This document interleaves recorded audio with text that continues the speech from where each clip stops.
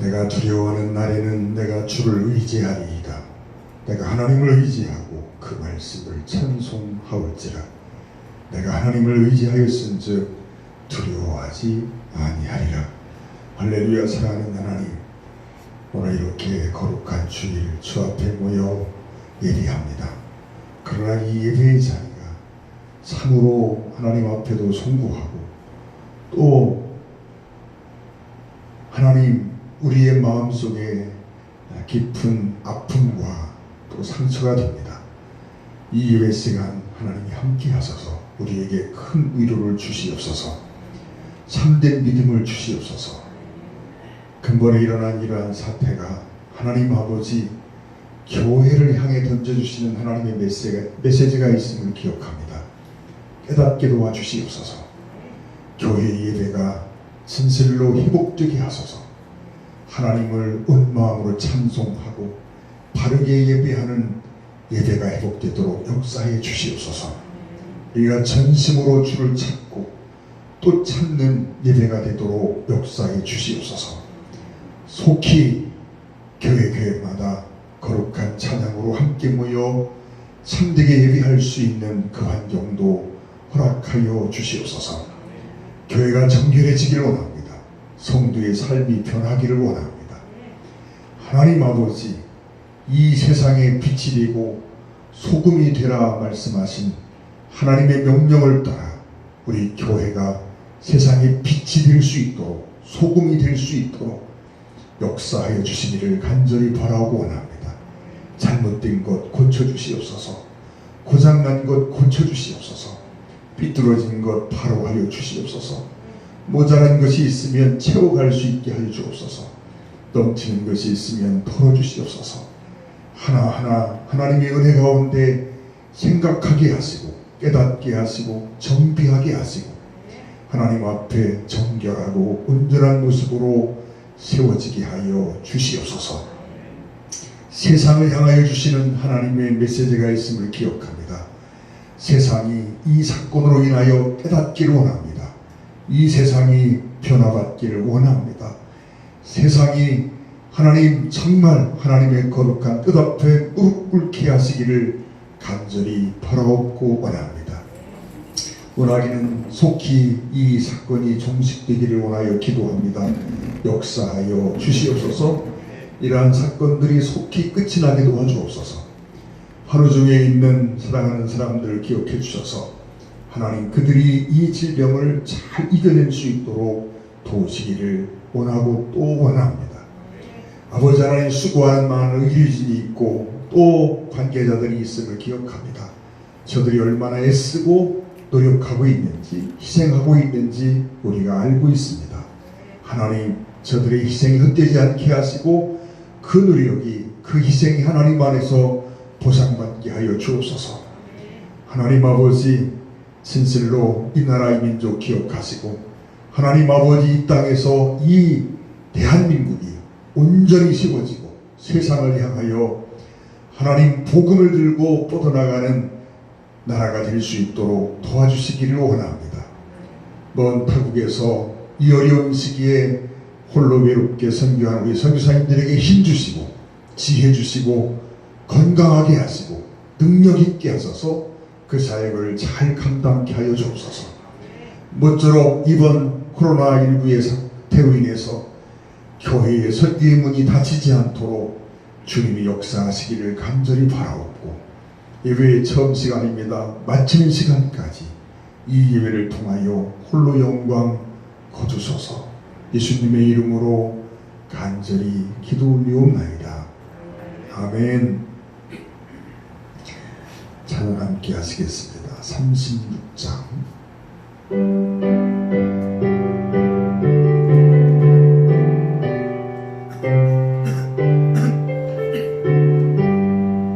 주 예수 이름 높이여 다 찬양하여라. 금별유관을 들여서 만유의 주 찬양. 금별유관을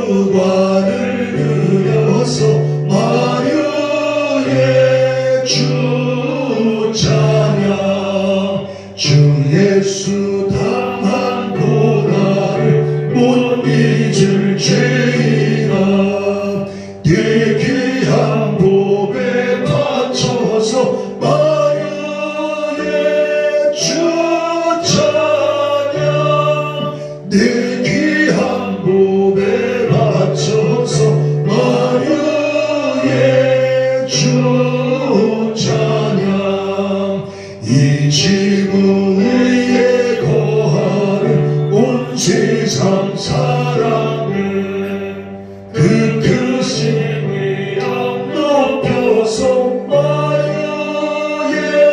주 찬양 그 크신 위엄 높여서 마리아의 주 찬양 주 믿는 성도 다 함께 주 앞에 엎드려 무궁한 노래 불러서 마리아의 주 찬양 무궁한 노래 불러서 마리아의 주 찬양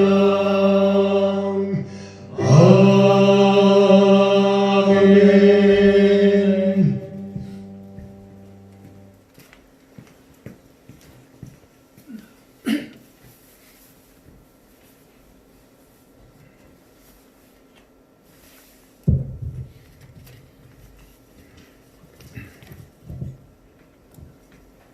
할렐루야. 사랑과 은혜가 풍성하신 하나님, 하나님의 사랑과 은혜에 감사를 드립니다.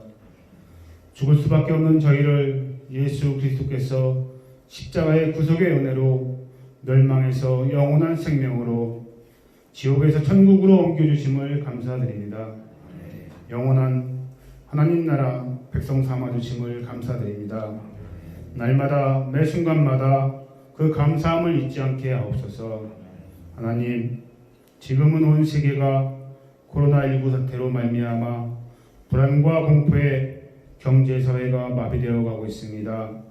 믿는 이들이 먼저 회개하게 하시고 온전히 하나님께 돌아오는 시간들이 되게 하옵소서. 전쟁 중에도 멈추지 않았던 주일 예배가 제대로 드려지지 못하는 현실에 마음 아파하고 안타까워하는 마음이 있게 하시고 더욱 기도하게 하시고 말씀으로 무장하여 극복하고 승리하는 믿음이 있게 하옵소서. 성도가 성도다워지고 교회가 교회다운 모습을 찾을 때 하나님이 코로나19로부터도 지켜주시고 더욱 부흥하는 계기가 될 줄 믿습니다. 저희들의 신앙이 올바로 서게 하시고 예배를 소중히 하는 마음을 갖게 하시어 나라를 위하여 기도하고 온 세계가 하나님을 두려워할 줄 알고 하나님을 경외하며 저희의 시선이 주님께로 온전히 옮겨질 때 그 안에서 그리스도의 사랑이 넘쳐나게 하옵소서. 집사는 집사로서, 권사는 권사로서, 장로는 장로로서 맡은 바 직분에 충실하게 하셨고 믿음의 참된 본이 되어 하나님께 인정받고 칭찬받는 주님의 일꾼들이 되게 하옵소서. 다니엘 헤어진 목사님 영육간에 더욱 강건함으로 함께 하시어 능력의 말씀으로 저희들을 깨워주시어 저희들이 세상 속에서 하나님 말씀 붙잡고 승리하는 삶을 살아가게 하옵소서.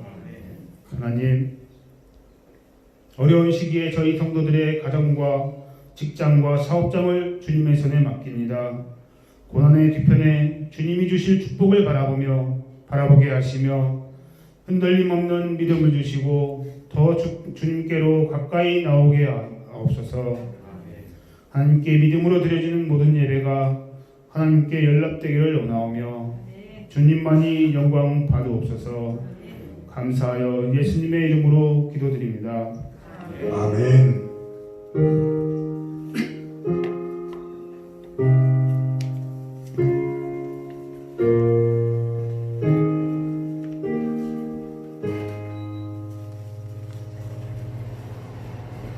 성경 말씀 에베소서 2장 11절로 22절까지 봉독해 드리겠습니다.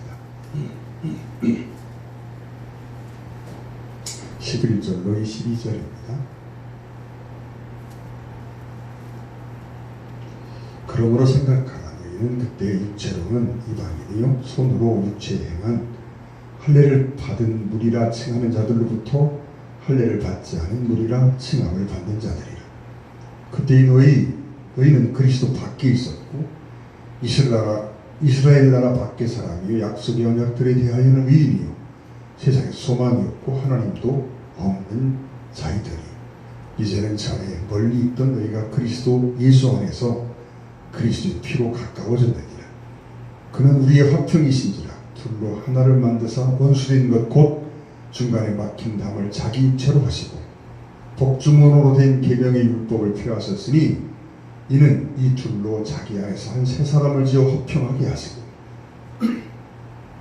또 십자가로 이 둘을 한 몸으로 하나님과 화목하게 하려 하시니라.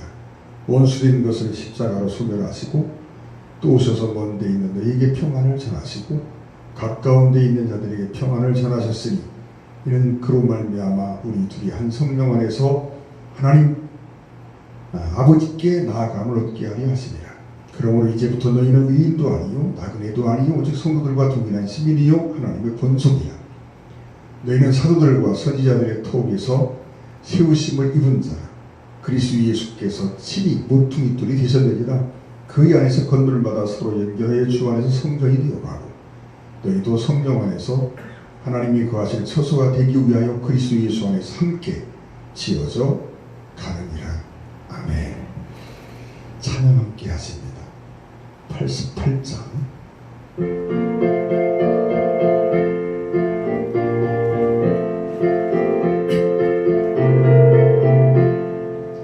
내 진정 사모하는 친구가 될시는 구주 예수님은 아름다워라. 산 밑에 백합화요 빛나는 새벽별 주님 영원한 길 아주 없도다. 내 마음이 아플 적에 그 위로 되시며 나 외로울 때 좋은 친구라. 주를 저 산 밑에 백합 빛나는 새벽별 이 땅 위에 비길 것이 없도다. 내 맘의 모든 염려 이 세상 보라도 주님 항상 같이 하여 주시고 시험을 당할 때에 악마의 계교를 즉시 물리치사 나를 지키네.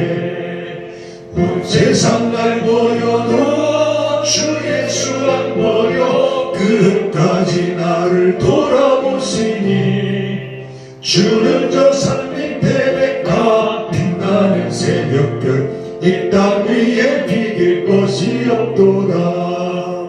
내 맘을 다하여서 주님을 따르면 길이 나를 사랑하리니 물물이 누렸잡고 창공도 겁없네. 주는 높은 산성 해방 되시라. 내 영혼 못 이시는 그 은혜 누리고 나 주님을 뵙기 원하네. 주는 저 산 밑에 백합 빛나는 새벽별 이 땅 위에 비길 것이 없도다.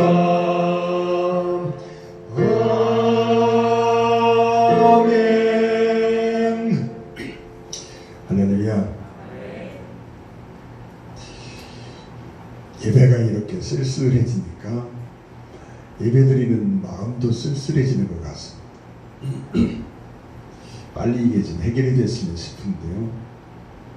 오늘 시청에서 아침에 2번이나 전화가 오고 또 사람이 직접 찾아와서 성명서 나온 것, 또 주의해야 될 내용들 이런 것들을 또 공지를 하고 가더라고요. 시에서는 4월 첫째 주일까지 예배를 좀 자제해달라 이렇게 요청을 해왔어요. 그래서 부득이 우리가 좀 마음 아프지만 4월 첫째 주까지는 지금처럼 그렇게 해야 될 것 같아요. 그래서 4월 첫 주까지는 예배가 어쩔 수 없이 이렇게 좀 쓸쓸하고 외로울 것 같습니다. 우리가 에베소서를 함께 공부하고 있습니다. 오늘이 5째 시간 같은데 있는데요. 11절로 22절 사이에 교회의 모습을 이야기하고 있어요. 교회가 뭐냐? 이방인과 또 유대인과 세상의 이 사람들이 그리스도의 피로 하나가 되어서 함께하는 것, 이게 교회라고 말씀을 하고 있습니다. 11절 말씀 보면 그러므로 생각하라 너희는 그때에 예수 믿기 전에 우리가 구원받기 전에 육체로는 이방인이요 손으로 육체에 행한 할례를 받은 무리라 칭하는 자들로부터 할례를 받지 않은 무리라 칭함을 받는 자들이라. 손으로 할례를 받은 무리, 손으로 행한 할례를 받은 사람들, 우리가 흔히 손할례다 이렇게 부르는 사람들이지요. 그들에 의해서 할례를 받지 아니한 사람, 무할례당이라 이렇게 칭함을 받는 사람이었다는 것. 여러분, 할례 이야기가 창세기 17장에 등장을 합니다. 하나님이 아브라함을 찾아오셔서 창세기 17장에서 몇 가지 중요한 말씀을 하세요. 하나는 너는 내 앞에서 행하여 완전하라 이렇게 말씀하십니다. 내 앞에서 행하여 완전하라, 내 앞에서 살아라 하는 얘기입니다. 또 하나는 이름을 바꿔주세요. 아브라함을 아브라함으로, 그리고 그 부인의 이름도 바꿔주세요. 또 하나는 약속을 현실화시켜 주세요. 창세기 12장에서 아브라함이 75세 되었을 때 하나님이 처음 아브라함을 찾아오십니다. 그리고 그 아브라함에게 몇 가지 중요한 약속들을 해주시는데 그 중에 특별히 후손에 대한 약속이 있습니다. 그런데 그 약속을 믿고 아브라함이 하나님의 말씀을 따라서 갈포를 알지 못하고 고향을 떠나옵니다. 그런데 10년이 가도 20년이 가도 그 약속이 어떻게 성취됐는지 감감무소식입니다. 그러다가 아브라함이 99세 때 찾아오셔서 약속을 현실화시켜 주시는데 내년 이맘때에 네 몸에서 날짜, 즉 내년 이맘때에 사라를 통해서 내가 아들을 낳을 것이다 라고 말씀을 하심으로 하나님이 24년 전에 주셨던 약속을 현실화시켜 주세요. 그리고 또 하나 할례를 명하십니다. 너희 집안에 있는 남자들은 다 할례를 받아라 라고 말씀하세요. 여러분, 이 네 가지가 다 다른 것 같지만 실제로는 같은 하나의 의미, 목적을 가지고 있어요. 너는 내 앞에서 행하여 완전하라, 또 할례를 받아라 등등 이런 말씀들은 하나님과 함께 사는 백성으로서 하나님과 교제하기 위해서 정말 필요한 것들을 말씀하고 있는 거예요. 할례의 의미가 뭡니까? 육신적인 삶을 청산하고 영에 속한 삶을 살겠다라고 하는 의식, 이게 할례입니다. 여러분, 하나님이 사람을 창조하십니다. 그리고 창세기 3장에 가면 사람이 타락합니다. 그런데 그 타락이 창세기 6장에 가면 극에 달합니다. 그래서 하나님이 사람들에게 말씀하십니다. 탄식하면서 사람 지으셨음을 한탄하십니다. 그리고 내 영이, 예전에는 내 신이라고 그랬는데 내 영이 저들과 영원히 함께하지 않을 것이다 라고 말씀하십니다. 그럼 이유를 말씀하시는데 그들이 육체가 됨이라 그랬어요. 육체가 되었다는 말이 어떤 의미냐면 육적인 사람이 됐다는 얘기입니다. 사람이 영적인 생각을 가지고 영에 속한 삶을 살아야 되는데 육신적인 사람이 됐습니다. 육신의 충동에 의해서 살아갑니다. 육신의 욕심에 이끌려 살아갑니다. 육신의 어떤 그 욕심에 이끌려서 자기 마음대로 자기가 원하는 것들을 취하고 살아갑니다. 남자들이 여자를 얻는데 자기 마음에 맞는 여자를 얻었다. 그럼 맞는 말 같잖아요. 그런데 하나만 얻으면 괜찮은데 자기 마음에 맞는 여자를 취합니다. 육신적인 욕구와 충동에 의해서 여인을 취하고 죄를 짓고 이런 모습. 그래서 이게 육체가 되면이라는 뜻입니다. 영적인 생각들은 다 사라져버리고 육신적인 충동에 이끌려 살아가는 사람. 로마서에서는 이것을 육에 속한 사람이라고 했어요. 영에 속한 사람, 육에 속한 사람 이렇게 분별을 합니다. 우리가 똑같은 사람이지만 어떤 사람은 영에 속한 삶을 살아가고 어떤 사람은 육에 속한 삶을 살아간다는 것. 다시 말하면 어떤 사람은 육신의 충동에 이끌려 살아가고 있고 어떤 사람은 영적인 욕구를 따라 산다는 겁니다. 여러분, 사람의 마음속에는 항상 이 영적인 욕구와 육신적인 욕구가 공존합니다. 영적인 사람이라 해서 육신의 욕구가 없느냐? 절대 없지 않습니다. 우리가 성령 충만하고 은혜가 충만하고 말씀으로 막 충만하고 그래도 여러분 우리 안에는 육신의 욕구가 여전히 남아있습니다. 죽기 전까지 사라지는 게 아닙니다. 그래서 여러분 뿐만 아니라 우리 안에는 영적인 욕구도 있습니다. 여러분 이 욕구도 그리스도인이라면 누구에나 있습니다. 또 그리스도인이 아니더라도 그 속에서 이 선함을 생각하는 욕구들이 늘 있습니다. 그런데 사람들이요 영적인 소욕을 쫓아 살지 않고 육신의 충동에 매여 산다는 것. 이게 육에 속한 사람이라고 성경은 로마서에서 바울은 이야기하고 있습니다. 바울은 그런 표현을 쓰지요. 나는 날마다 죽는다. 오라 나는 곤고한 사람이로다. 누가 이 사망의 몸에서 나를 건져내냐. 바울이 자기 안에 날마다 치열한 싸움이 있다는. 바울은요 영적으로 능력 있는 사람이고 은혜가 충만한 사람이고 말씀이 가득 채워진 사람입니다. 그런데도 불구하고 그 삶 속에 그 육신 속에 늘 욕구가 있습니다.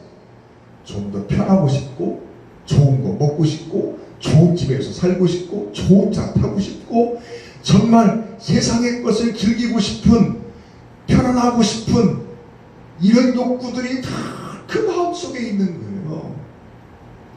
뿐만 아니라 안 돼 이러면 내가 지금 이럴 때가 아니지. 내가 더 전도해야 되고 더 기도해야 되고 영혼을 구원하는 일을 해야 되고 이런 영적인 욕구들, 이 욕구가 마음속에 있어서 늘 충돌을 일으키고 싸운다는 거예요. 그때마다 바울은요 목숨 걸고 육신의 욕구를 버리고 영적인 욕구를 쫓아 살았다라고 고백하고 있는 것입니다. 여러분 창세기 6장에 가서 하나님이 사람 지으셨음을 한탄하시는데 사람 지으셨음을 한탄하시면서 이유를 그들이 육체가 되거나 육신의 충동에 끌려 살아가고 있기 때문이다라고 말씀하시면서 내 신이 영원히 이런 사람과 함께하지 않겠다는 겁니다. 여러분 하나님의 신, 하나님의 영이 그들과 함께하지 않겠다라고 하는 이야기를 다른 번역을 보게 되면 다투지 아니하겠다라는 거예요. 다투지 아니하. 그들이 육신적인 충동을 따라서 하든 뭘 하든 내어버려 주겠다는 겁니다. 네 맘대로 해. 나 너 상관하지 않게. 이런 선언이라고 하는 거예요. 그래서 로마서 1장에서 사도 바울이 그런 말을 합니다. 내어버려 주사. 내어버려 주사. 저들을 육체의 정욕대로 내어버려 주사. 내어버려 준다는 말이 뭡니까? 버린 자식 취급한다는 거예요. 상관하지 않겠다는 겁니다. 여러분 이 말을 달리 이야기하면 하나님이 그들과 함께하지 않겠다. 그들과 교제하는 삶을 끊겠다는 얘기입니다. 여러분 하나님은 사람을 창조하실 때 하나님의 가족이 되어서 함께 먹고 함께 마시고 함께 아파하고 함께 슬퍼도 하고 함께 기뻐도 하고 그러면서 한 가족으로서 사랑의 교제를 나누며 사는 존재로 창조했습니다. 그런데 그들이 육체가 됨으로 말미암아 하나님이 그들과 함께 할 수 없게 되었다는 거예요. 그래서 내가 저들을 내어버려뒀다, 내박쳐뒀다. 여러분, 다시는 그들과 함께 하지 않겠다, 즉 교제를 하지 않겠다는 겁니다. 교제권을 끊어버렸다는 얘기입니다. 그리고 하나님이 진노하십니다. 그리고 사람 지으셨음을 한탄하시면서 세상을 홍수로 심판하십니다. 근데 그 홍수로 세상을 심판하실 때 하나님이 노아를 선택하십니다. 근데 그 노아에 대한 표현을 창세기 6장에서 보면 그는 당세의 완전한 자라 하나님과 동행하였다 그랬어요. 완전하다는 말이 여러분 오해하면 안 됩니다. 죄를 하나도 안 짓는 사람이라는 얘기가 아닙니다. 여러분, 사람이 육신을 가지고 사는데 죄를 한 번도 안 짓고 살 수 있으면 얼마나 좋을까요? 그런데 저는 그런 능력이 없습니다. 여러분도 그런 능력이 없습니다. 그러면 노아가 하나님 앞에서 완전했다. 그러면 노아가 정말 아무런 죄가 없는 사람이었을까요? 노아도 역시 그가 무슨 죄를 지었는지는 모르지만 지은 죄가 있을 겁니다. 그런데 노아에게는 하나의 중요한 특별한 모습이 하나 있습니다. 그게 뭐예요? 하나님과 동행했다는, 늘 하나님과 함께하는 삶을 살았어요. 하나님 앞에서의 삶을 살았다는 얘기입니다. 그 생각 속에, 그 마음 속에 하나님이 나와 지금 같이 계신다고 하는 의식을 늘 하면서 살았다는 얘기입니다. 주님이 지금 나와 같이 계십니다. 주님이, 하나님이 지금 내 앞에 계십니다. 그 의식을 늘 가지고 살았다는 거예요. 하나님을 잃어버리지 않습니다. 항상 늘 하나님을 의식하며 삽니다. 이게 노아의 삶이었다는 거예요. 그래서 하나님이 세상을 홍수로 심판하실 때 노아를 선택하십니다. 온 세상에 그런 사람이 노아밖에 없는 거예요. 노아를 선택하십니다. 그리고 노아의 가족, 일가족을 구원하시고 나머지를 홍수로 심판해 버리십니다.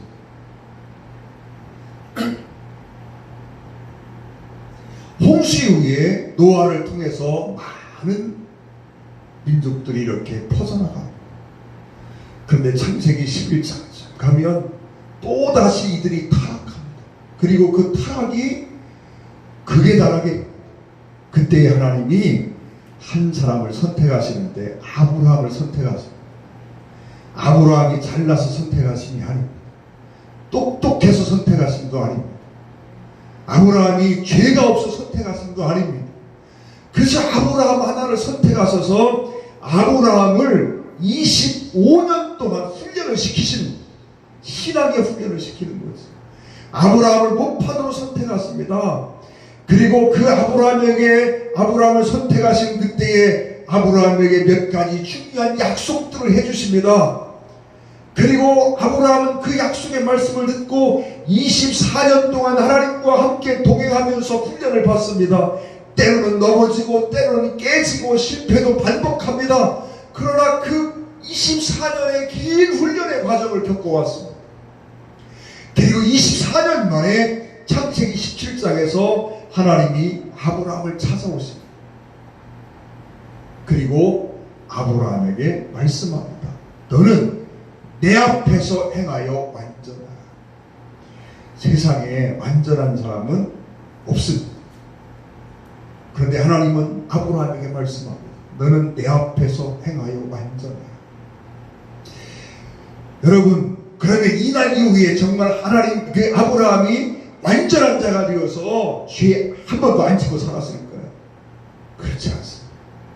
그 이후에도 아브라함은 실수하고 죄도 짓고, 여러분, 그런 일들이 반복됩니다. 그러나 중요한 게 있습니다.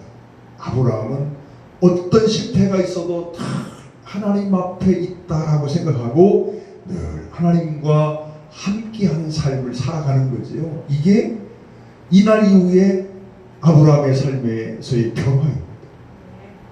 여러분, 내 앞에서 행하여 완전하라 하는 말은 하나님 앞에서 살아가라, 내 앞에서 살아가라, 너는 늘 나와 함께하는 삶을 살아라 하는 이야기. 그러면서 아브라함에게 명령합니다. 너는 할례를 행하라는 겁니다. 네 집안의 모든 남자는 할례를 행하라. 육신적인 육에 속한 삶을 청산하고 영에 속한 삶을 살아라. 이제는 세상 속에서의 삶을 하나님 앞에서 살아가라는 얘기입니다. 내가 하나님 앞에 있다는 의식을 늘 갖고 늘 하나님과 동행하는 삶을 살아라 라고 말씀합니다. 여러분, 이게 할례의 의미입니다. 여러분, 이 할례의 의미가 뭐냐? 나는 하나님의 가족이라는 겁니다. 하나님과 함께 사는 믿음, 하나님과 한 가지로 교제한다고 하는 교제권 형성을 위해서 반드시 필요한 것이 할례이고, 하나님의 백성의 표시이고, 하나님 앞에서 사는 표시이고, 신령한 영적 교제가 있는 표시이고, 하나님의 약속을 붙잡고 사는 표시이고, 말씀대로 살아가는 삶의 표시. 이게 할례입니다. 여러분, 오늘날은 우리가 어떤 의학적인 목적을 가지고 할례를 행하기도 하지만 신학적인 의미를 가지고 교회 안에서 할례를 행하지 않습니다. 그런데 여러분, 성경은 뭐라고 말합니까? 로마서 2장 29절에 할례는 마음이 알지니 영에 있고 율법 조문에 있지 아니한 것이다 라고 말씀합니다. 할례는 마음이 알지니 영에 있고 율법 조문에 있지 않아. 우리는 영적으로 할례를 받은 사람. 여러분, 이 육신의 할례가 어떤 표시라 그랬어요? 육에 속한 삶을, 육신의 충동에 따라가던 육체가 되었던 삶을 청산하고 영적인 삶을 살겠다고 하는 의식이라고 했습니다. 그런데 여러분, 우리가 예수 믿고 하나님의 자녀가 되면서 하나님의 성령이 내 안에 오셨습니다. 여러분, 할례가 하나님의 백성이 되어서 하나님과 함께하는 삶, 하나님과 교제하는 삶, 하나님의 교제권 속으로 들어가기 위한 가장 중요한 의식이었다라고 하면, 오늘날 우리가 받은 할례는 성령이 내 안에 오시는 겁니다. 하나님이여 내 안에 오셨습니다. 이제는 내가 어떤 모습을 하고 있든 영원히 하나님의 성령이 내 안에 오셨습니다. 우리는 하나님과의 영원한 교제 속에 살아가야 합니다. 전에는 범죄하고 그들이 육체가 될 때 내 영이 저들과 영영이 함께하지 않겠다라고 말씀했지만, 이제는 내가 예수 믿고 죄사함 받을 때 하나님께서 하나님의 성령을 내 안에 보내주심으로 영원히 너희와 함께 하겠다는 겁니다. 창세기 6장에서는 내 영이 영원히 저들과 함께 하지 않겠다고 선언했는데, 자, 여러분, 시작에 와서 성령님이 내 안에 오심으로 말미암아 하나님의 영이신 성령님이 영원히 내 안에 함께 하시겠다.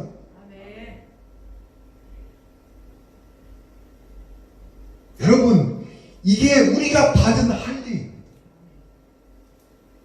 우리는 하나님을 잃어버려도요, 하나님은 내 안에 계십니다. 여러분, 이건 아주 중요한 의미가 있습니다. 하나님의 영이 그들과 함께하지 아니하고 너희들 하는 대로 내버려 주신다 그랬습니다. 내어버려 두사 다투지 아니하시겠다 말씀했는데, 이제부터 성령님이 내 안에 오셨습니다. 선언하시기를 무슨 일이 있어도 내가 영원히 너를 떠나지 않고 너와 함께 하겠다는 겁니다. 이 이야기는, 이 말씀은요, 내가 너와 함께 영원히 함께 하면서 너와 함께 늘 때로는 다투시고 간섭하시겠다는 거예요. 그런데 여러분, 고린도서 고린도전서 5장에 보면 아비의 아내를 간음한 자가 있습니다.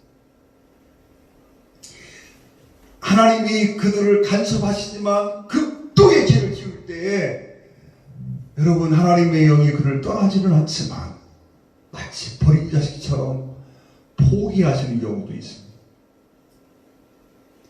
그래 알아야 합니다. 하나님의 성령이 내게 오심의 가장 중요한 목적은 나와의 교제에 있습니다. 한 가족이 되었다. 2장 1절부터 10절을 강의하면서 우리는 그리스도 안에서 하나님의 식구가 되었다. 한 가족이 되었다. 우리의 신분이 변화되어서 이제는 나의 시민권이 하늘에 있다. 내가 하나님의 백성이 되었다. 하나님 나라의 상속자가 되었다라고 말씀드렸습니다. 여러분 식구, 가족이라는 말이 뭡니까? 그래서 밥만 같이 먹으면 가족입니까? 가족은요 희노애락을 함께하는 사람이 가족입니다. 함께 먹고 함께 마시고 때로는 같이 아파하고 때로는 같이 기뻐하고 여러분 이게 가족입니다. 한 가족이 깊은 아픔, 희견, 그 어떤 슬픔 속에 있는데 그 슬픔이, 그 아픔이, 그 고통이 여러분 전해지지 않는다면 이미 가족이 아닙니다. 여러분 하나님이 우리를 구원하신 가장 중요한 목적이 있습니다. 그것은 하나님의 가족이 되어서 하나님과 함께 교제하고 교통하며 사는 삶을 위해서입니다. 하나님은 나와 함께 하기 원하십니다. 하나님은 나와 기쁨을 같이 하기 원하시고 때로는 슬픔도 같이 하기 원하시고 여러분 하나님은 나의 희노애락에 함께 하기 원하십니다. 나의 평생에 나와 동행하기를 원하시는 하나님. 그 하나님이 그 간절한 소원을 가지고 십자가의 그 큰 희생을 통해서 나를 구원하셨습니다. 목적이 뭐라고요? 나 구원해서 천당 보는 게 목적이 아니라 나를 구원하신 가장 중요한 목적은 하나님의 가족이 되어서 하나님과 교제하며 살도록 하셨다는 거예요. 하나님과 희노애락을 함께하는 그런 사람이 되게 하려고 나를 구원하셨어요. 이게 가족이에요. 여러분 우리가 이 교회라고 하는 것이 뭡니까? 영적인 교제권 속에 있는 것이 교회입니다.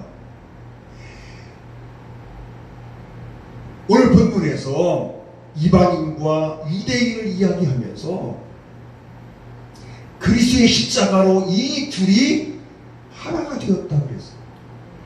예수 그리스도의 십자가로 말미암아 너와 내가 그리스도 안에서 하나가 되어서 한 가족으로서 함께 교제하며 사는 그 교제권 속에 들어와 있다는 것. 여러분 교회의 가장 중요한 게 무엇인지 아십니까? 그것은 같은 교제권 속에 있다는 거예요. 믿음의 한 가족이 되었다라고 하는 이야기. 형제가 아파하는데 그 아픔이 내게 전달되지 않으면 가족이 아닙니다. 어떤 형제가 정말 어떤 슬픔 속에 있는데 그 슬픔이 내게 느껴지지 않는데 내 속에 같이 느껴지지 않으면 가족이 아닙니다.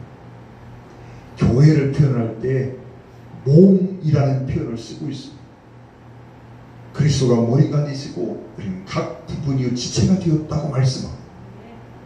여러분 손가락 끝에 조그마한 가시 하나가 박혔대요. 온 몸이 같이 전율을 합니다. 이게 교회고 이게 가족이라.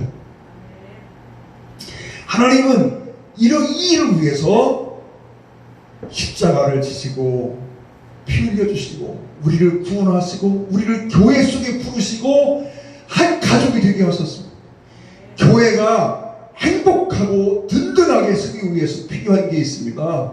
사람이 많고 적음에 있는 것이 아니라 구성원들이 얼마나 서로 사랑하고 얼마나 서로 아끼고 그러는지 있습니다. 여러분 교제를 해방하는 가장 큰 적이 하나 있습니다. 그게 뭔지 아십니까? 교제, 사람과 사람 사이에 율법이 세워지면 교제는 그날로 끝이 납니다. 가족이 어떻습니까? 여러분, 우리가 한 가족으로 살아갑니다. 지원이가 왔는데, 지원이가 내 아이들, 이 아이들 사이에 율법이 끼어 있습니까? 사랑이 끼어 있습니까? 여러분, 살아가면서 이 아이들이 잘못한 일 참 많이 있을 겁니다. 근데 여러분, 정죄해 본 적은 없습니다. 징계는 있을지언정 정죄는 없습니다. 그 안에 율법이 끼어 있어서 너는 이런 놈, 너는 이런 놈 하고 정죄하기 시작하면 그게 그 교제는, 그 관계는 끝이 납니다. 가족은요, 그 사이에 율법이 세워져 있는 것이 아니라 사랑이 세워져 있습니다. 긍휼함이 있습니다. 이게 할례고 이게 영적인 그 의미. 우리는 다 할례를 받았습니다. 남녀노소를 막론하고 그리스도 안에 있는 사람은 다 할례를 받았습니다. 왜요? 그 안에 성령님이 오셨습니다. 영원히 우리와 함께 하시겠다고 하는 약속입니다. 그리고 성령을 모신 모든 사람들이 그리스도 안에서 너나 없이 하나가 되어 모여있는 곳, 그 교회라는 말입니다. 이 교회는요, 둘이든 셋이든 여이든 서로 사랑하고 아끼고 친밀하고 참된 교회가 있으면 건강한 교회입니다. 아무리 숫자가 많아도 모리알처럼 서로 나눠져 있으면 그건 건강하지 못한 교회. 고린도 교회는요, 부흥하는 교회였고 은사가 많은 교회였고 능력 있는 교회였습니다. 다 잘난 사람이 많은 교회였습니다. 그러나 병든 교회였습니다. 건강하지 못한 교회입니다. 왜요? 그 안에 사색당파로 나뉘어져서 서로 싸우고 있어. 그래서 사도 바울이 탄식하며 말합니다. 너희는 영적인 유아, 어린애, 젖먹이 아이들이다. 성장하지 못하고 성숙하지 못한 사람들이다 라고 그들을 향해서 신랄하게 비판하고 있는 것입니다. 또 여러분, 그때에 너희는 그리스도 밖에 있었고 이스라엘 밖에 사람이요, 그때에 예수 믿기 전에 우리는 그리스도 밖에 있었고 이스라엘 밖에 사람이 언약들에 대하여도 왜입니까? 여러분, 그리스도의 교제권, 하나님의 교제권 안에 들어와 있지 못한 사람이었어요. 그러나 이제는 우리가 그리스도로 말미암아 하나님의 권속이 되었습니다. 자녀가 되었습니다. 식구가 되었습니다. 함께 하나님과 교제하는 영적인 교제권 안에 우리가 들어와 있다 하는 말입니다. 또 여러분, 세상에서 소망이 없고 하나님도 없는 자기들이, 여러분, 세상에서 소망이 없는 자였다라고 말합니다. 왜요? 여러분, 세상에 있는 사람들에게 소망이 있을까요? 죽음과 함께 다 사라지는 것이라면 그것은 소망이 아닙니다. 죽음과 함께 사라져버리고 말 것들에 연연해 살고 있다면 여러분, 그건 불쌍한 사람입니다. 그러면서 14절에 그렇게 말씀, 13절에 이제는 전에 멀리 있던 너희가 그리스도 예수 안에서 그리스도의 피로 가까워졌느냐. 전에는 우리가 무관한 대행이라 칭함을 받는 자였고 그리스도 밖의 사람이었고 이스라엘 밖의 사람이었고 언약 밖의 사람이었고 소망도 없고 하나님도 없는 자로 하나님과 교제할 수 없는 교제권 밖의 사람이었지만 이제는 전에 멀리 있던 너희가 예수 그리스도 안에서 그리스도의 피로 말미암아 십자가의 보혈로 말미암아 그는 우리의 화평이신지라 둘로 하나를 만드사 원수된 것이 곧 중간에 막힌 담을 허시고, 중간에 막힌 담 율법입니다. 이것을 허시고 막힌 담을 자기 육체로 허시고 법주문으로 된 계명의 율법을 폐하셨으니 이둘로 자기 안에서 한 세 사람을 지어 화평하게 하시고 또 십자가로 이 둘을 한 몸으로 하나님과 화목하게 하셨습니다. 여러분, 여기 교제가 세 부분이 나눠져 있습니다.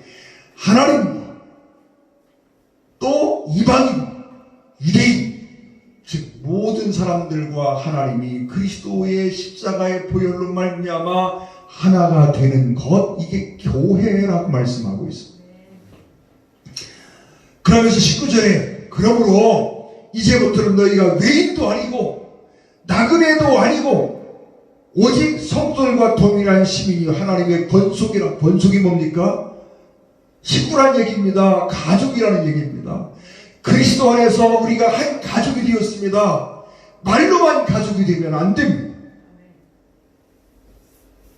여러분, 그 가족 안에는 사랑이 있어야 되고 희생이 있어야 되고 헌신이 있어야 되고, 여러분, 그 가족이 한 공동체로 건강하게 세워지기 위해서 많은 것들이 필요합니다.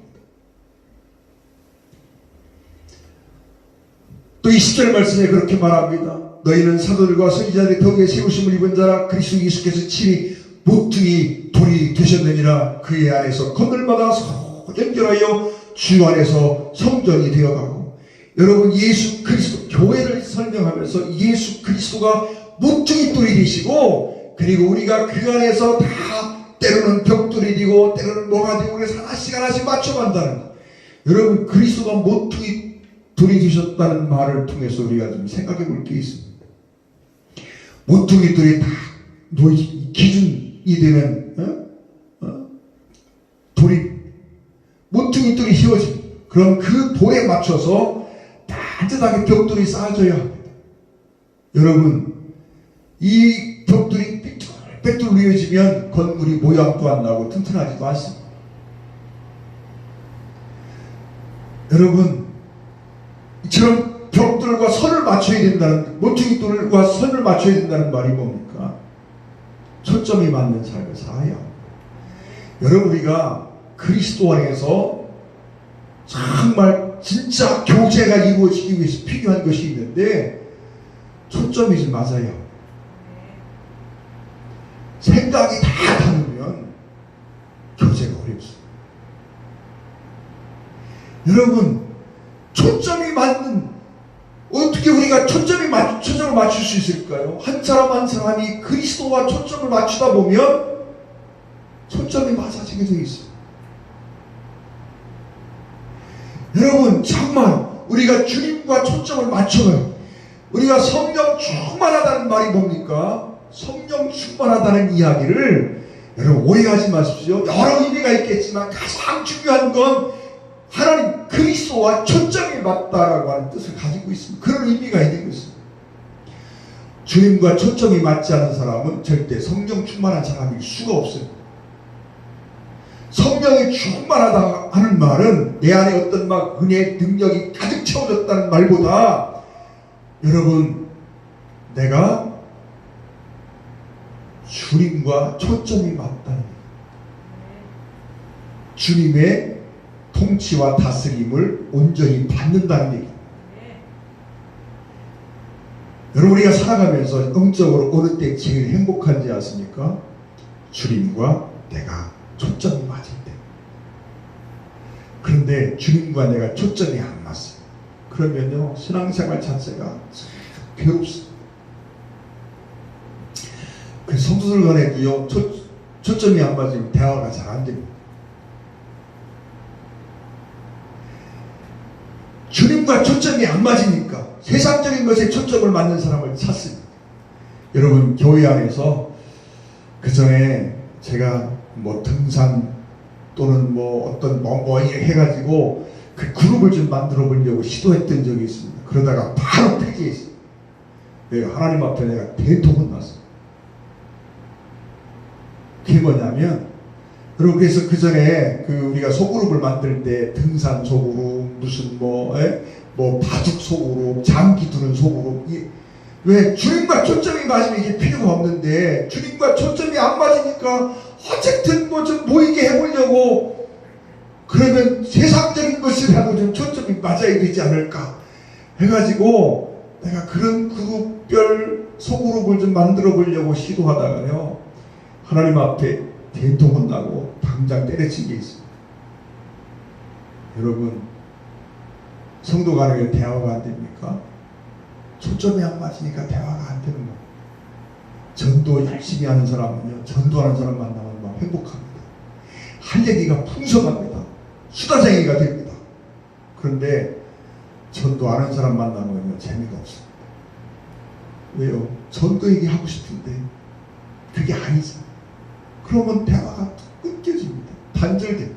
대화를 해도 공허하고 초점이 안 맞아요. 여러분, 영적인 초점이 맞는 사람들이 보이면요 대화가 통하게 돼 있어요. 그러나 그렇지 않으면 대화가 안 통해요. 교제가 왜 힘들어집니까? 초점이 안 맞으니까 교제가 어려워집니다. 초점이 안 맞는 이유를 사람들이 여러 곳에서 찾습니다. 그러나 여러분, 초점이 안 맞는 이유는 하나입니다. 내가 주님과 초점이 안 맞춰져서 그렇습니다. 여러분, 주님과 동행하는 삶을 살고 주님과 초점이 맞고 그러면 그 사람들끼리 모이면요 행복합니다. 할 얘기가 풍성해집니다. 은혜 받은 사람끼리 모이면요 은혜 받은 얘기 합니다. 그렇죠? 근데 은혜가 하나도 없으면요 개똥 얘기하고 복권산 얘기하고 세상 뭐 놀러간 얘기하고 이 얘기지 뭔 영적인 얘기가 나올 수가 없는 거예요. 그러니 영적인 사람이 또 거기 껴있으면 이게 또 재미가 없는 거예요. 그래서 여러분, 교제가 회복되어야 되는데 그 교제를 회복하는 방법은 하나밖에 없습니다. 내가 주님과 초점을 맞추는 삶을 살아가는 거예요. 정말 그리스도 안에서 저와 여러분이 하나님과 초점을 맞추는 삶을 살아갈 수 있기를 원합니다. 모퉁이 누리신 예수님, 주님과 초점이 맞는 생활, 그래서 주님과 초점을 맞추고 그로 인하여 성도들 간에 참된 교제가 든든히 세워지는 우리 교회가 되기를 주의 이름으로 축원을 드립니다. 기도하겠습니다. 사랑하는 아버지 하나님, 오늘도 우리와 함께 하시니 감사합니다. 교회가 무엇인지 살펴보았습니다. 하나님, 그리스도 안에서 한 가족이 되었고 한 가족이 되었다면 그 속에 정말 참된 사랑이 있고 교제가 있고 감정이 공유되고 이런 역사가 있어야임을 믿습니다. 그러나 우리가 한 교회 안에 한 가족이 되어서도 하나가 되지 못하는 경우가 얼마나 많은지 모릅니다. 그 이유는 오직 내가 주님께 온전히 초점을 맞추지 못함에 있음을 생각합니다. 정말 주님과 초점을 맞추는 삶을 살게 도와주시옵소서. 그리하여 주님과의 교제가 풍성해지게 하시고 또 성도 간의 교제가 풍성해지게 하시고 건강하게 도와 주시옵소서. 예수님의 이름으로 간절히 기도 올리옵나이다. 아멘. 찬양 드리시겠습니다. 210장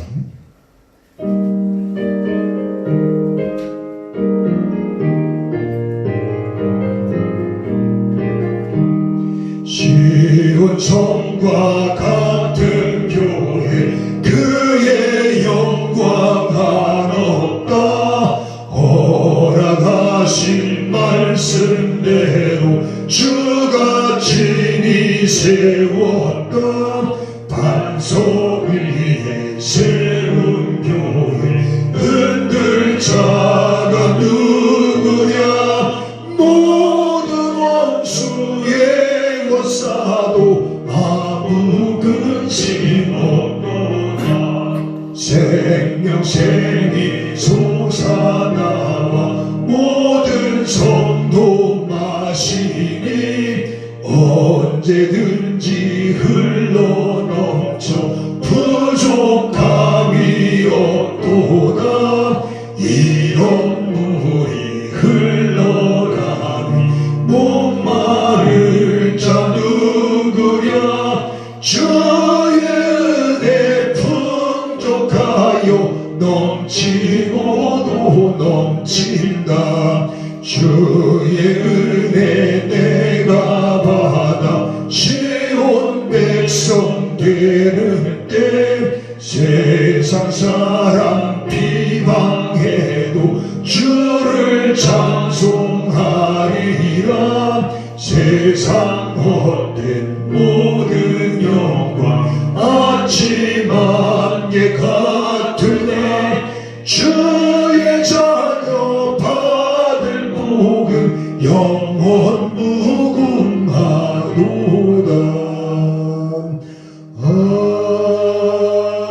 아멘. 사랑하는 아버지 하나님 감사합니다. 주님 앞에 예배를 드리고 정성으로 이 예물을 드립니다. 예물을 드린 손길마다 기억하시고 하나님이 아름다운 것들로 채우시고 필요가 공급되게 하시옵소서. 우리 동성교회 모든 성도 하나님 늘 지켜주시고 이 악한 질병으로부터도 보호하시고 지켜주시옵소서. 그리고 경제적인 위기에서도 해결해 주시옵소서. 하나님 위기가 기회가 될 수 있도록 역사하여 주시옵소서. 예수님의 이름으로 축복하며 기도올리옵나이다. 아멘.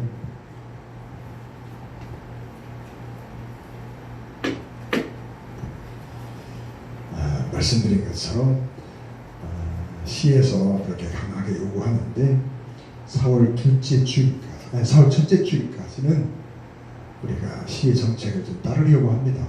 4월 둘째 주일부터는 예배를 정상화하려고 합니다. 여러분이 그렇게 기억하시고 또 우리 성도들에게 4월 둘째 주부터는 예배를 정상화해서 모든 예배를 수요 예배도 또 주일 찬양 예배도 다 정상화하는 걸 4월 둘째 주로 이렇게 생각하고 여러분이 기도하시고 또 상황이 어떻게 잘못 변하면 그런 어려움도 있을 겁니다. 네, 그때는 정상화시킬 수 있는 환경이 되게 해달라고 여러분이 더 많이 기도하시는 부탁드리겠습니다. 우리 오민평 목사님 말씀 하나 드리려고 하는데요. 우리 오민평 목사님 제가 평생 함께한 목사님이고 또 저에게는 큰 형님 같은 목사님이고 제가 가장 가까이 섬기던 목사님인데 이제 저에게 오셔서 원로 목사님이 되셨는데 저에게 출석하시는 목사님이 되셨는데 갑자기 몸에 이상이 있어서 검사를 받았더니 가람이라 그래요. 그래서 참 많이 제가 마음이 아프고 힘이 듭니다. 우리 엄경 목사님 위해서 여러분이 많이 기도해 주시기를 부탁드리겠습니다. 또 우리 이철희 원사님이 여행사를 오래 평생 여행사를 하셨는데 지금 상황이 너무너무 힘들고 어렵습니다.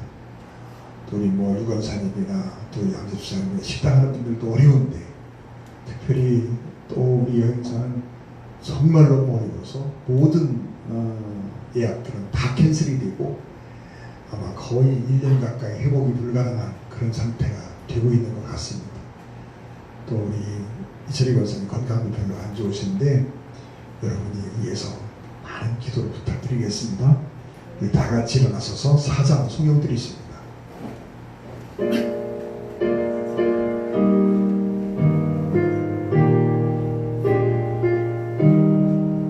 성부 성자와 성령 영원히 영광 받으옵소서.